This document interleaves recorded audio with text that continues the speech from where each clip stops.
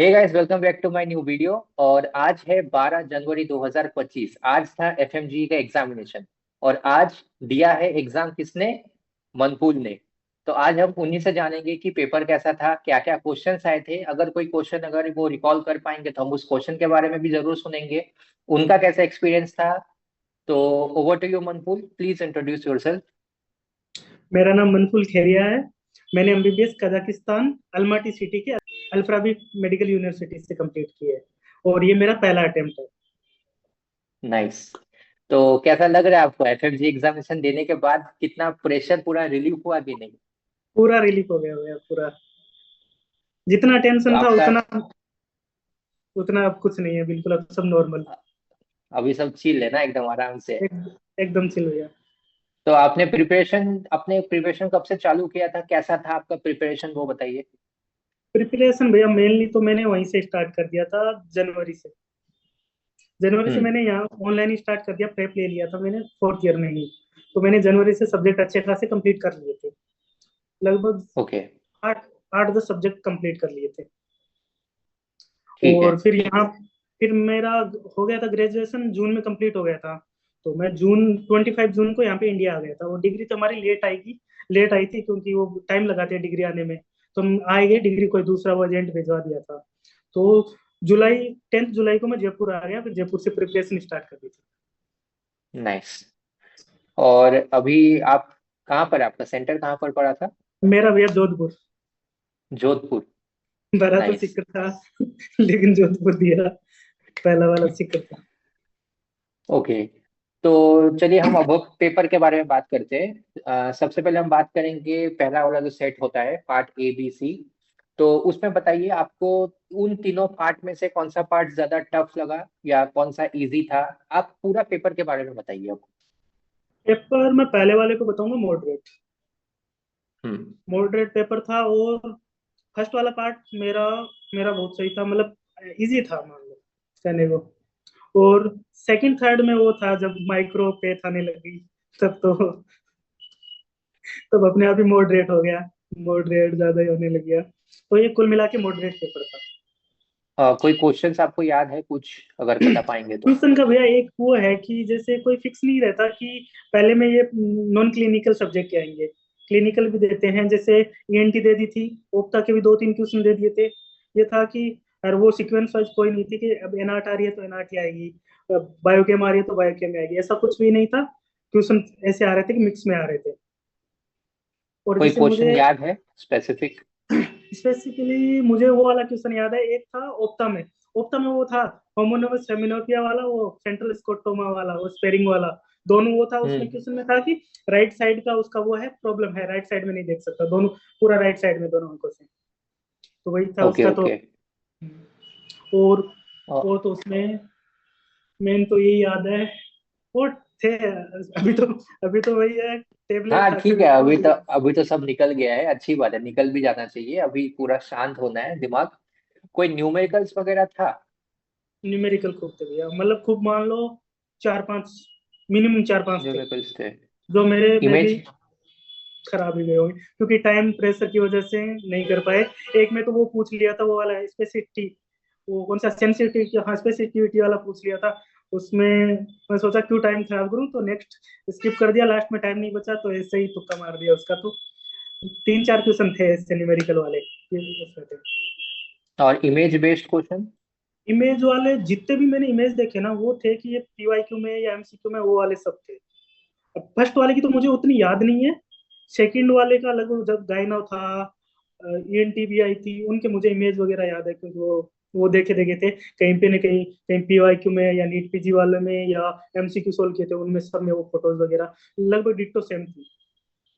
तो paper one का हम बात करते हैं कि पेपर वन में आप क्या कहना चाहेंगे कि जितना क्वेश्चन, जितने एमसीक्यूज आपने सॉल्व किए हैं, जितने भी आपने पीवाईक्यूज वगैरह, जो भी क्वेश्चन बैंक्स होते हैं, जिस भी ब्रांड का, यहाँ पर कोई स्पॉन्सर वगैरह नहीं है, मतलब जिसका भी आपने सॉल्व किया है, तो उससे आपको क्या लग रहा है कि हाँ वैसे टाइप के ही क्वेश्चंस आपको मिले थे कि हाँ भैया, हाँ वही टाइप का हो? उसी टाइप में थे लेकिन उनसे लेवल मान लो कम ही मान लो।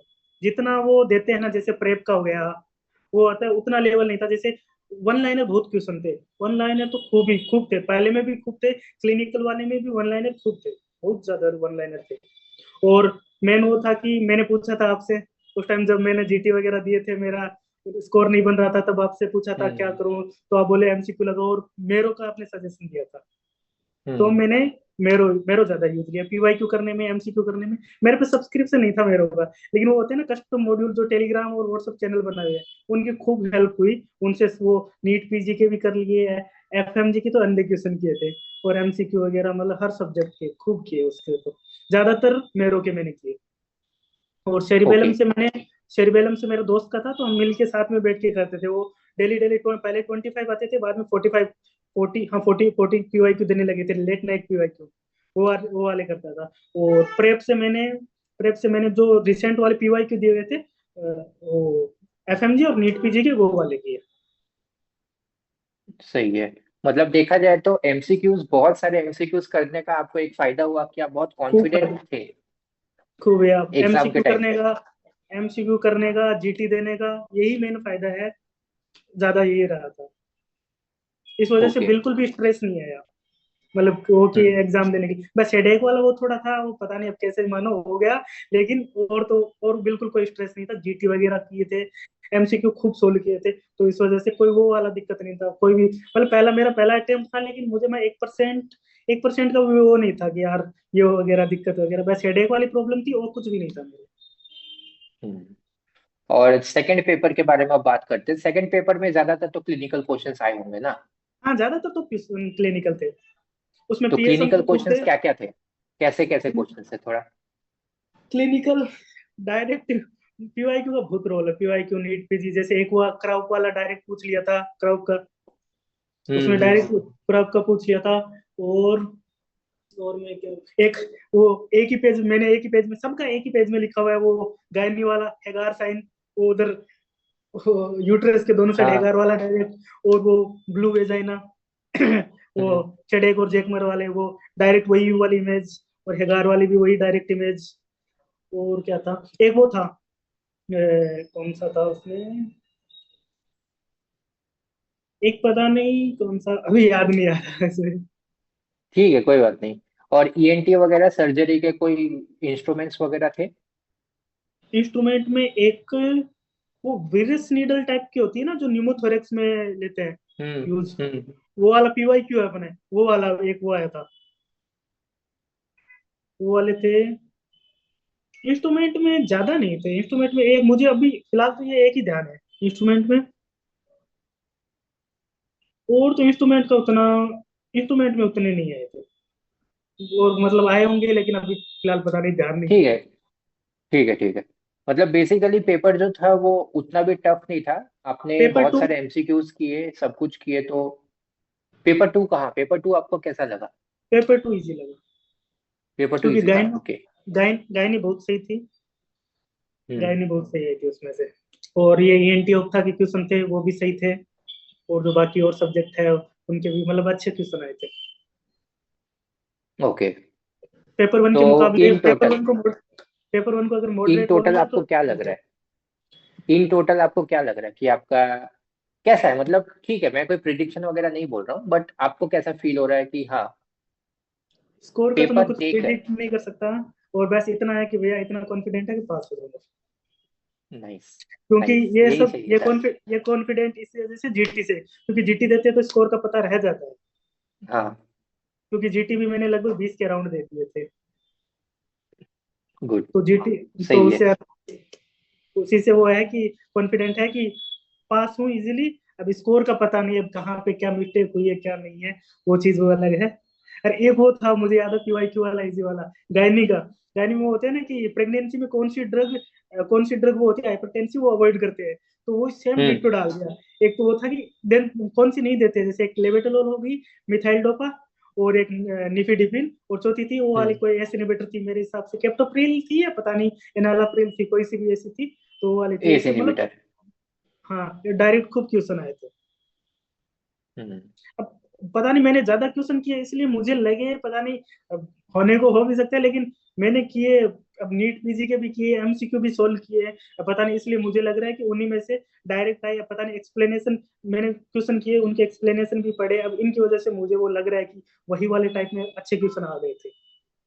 नहीं, ये तुम्हारा जो तुमने टेक्निक जो किया है ना कि ज्यादा क्वेश्चन पढ़ो और क्वेश्चन के बाद उसका एक्सप्लेनेशन पढ़ने पे क्या है कि तुमको उस क्वेश्चन का ही नहीं बल्कि चारों ऑप्शंस के बारे में भी पता चल जाता है कि वो चारों ऑप्शंस का भी क्या एक्चुअल एक्सप्लेनेशन है। इसके लिए तो मैं तो आपका थैंक यू करना चाहूंगा, क्योंकि जिस टाइम में आपको याद होगा, पता नहीं आपके चैट में देखोगे तो हो जाएगा मेरा, उस टाइम में बताया था भैया मेरा स्कोर जा रहा है, मैंने सब पढ़ हाँ, वो लिया, याद है, रिवीजन याद भी है, हो गया याद है। मेरे। एक बार 127 आए, एक बार 126 आए। उसके बाद आप बोले जीटी को समराइज करो, ज्यादा से ज्यादा पीवाई क्यू एमसीक्यू जितने करो, उसके बाद मैंने शुरू किया। उसके बाद मेरे स्कोर में काफी बूस्ट अप हुआ। नाइस। चलो, अच्छा हम्म, है। एटलीस्ट मेरा एक्सपीरियंस मैंने शेयर किया तो उसमें से एटलीस्ट मुझे तो दिख रहा है कि एक इंसान को अच्छा हुआ। नहीं भैया, आपका बहुत बहुत रोल है man, बहुत रोल है आपका। क्योंकि वही है तो ना, चलो कैसे ठीक है, बढ़िया कोई है। और सीनियर है नहीं, जानते नहीं हमारे कोई, हमारी यूनिवर्सिटी से सीनियर मान लो कहने के 5-7, हम गए थे उससे पहले ईयर ही शुरू हुई थी यूनिवर्सिटी 2018 में, तो 7-8 ही थे सीनियर, उनसे कोई उतना वो जानते पहचानते नहीं है, उनका पता नहीं। तो न्यू ही मान लो, हमें कोई वो नॉलेज देने वाला किसी से भाई पूछते, सर किसी से पूछ ले कि भाई कैसा है, या किसी से, तो वही है। मैं आपका उस ग्रुप में जुड़ा हुआ था, मैं सोचा भैया से बात करता हूँ, तो आपका रिप्लाई आया और आपसे बातचीत हुई और आपने हेल्प की। चलो सही है। तो अच्छा है, अभी अभी तो जोधपुर में हो, आराम से जोधपुर घूमो 2-3 दिन, उसके कुछ बाद नहीं, जाना मैंने घर। तो भैया ट्रेन ही करा ली अभी। सुबह है 4 बजे की ट्रेन, जयपुर जाऊंगा, जयपुर के बाद में फिलहाल घर। अच्छा, सही है। हम्म, 4 बजे का, हाँ 4 बजे का ट्रेन है तो हाँ ठीक है, 7:30 बज रहा है। खाना पीना हो गया होगा, खाना पीना हुआ?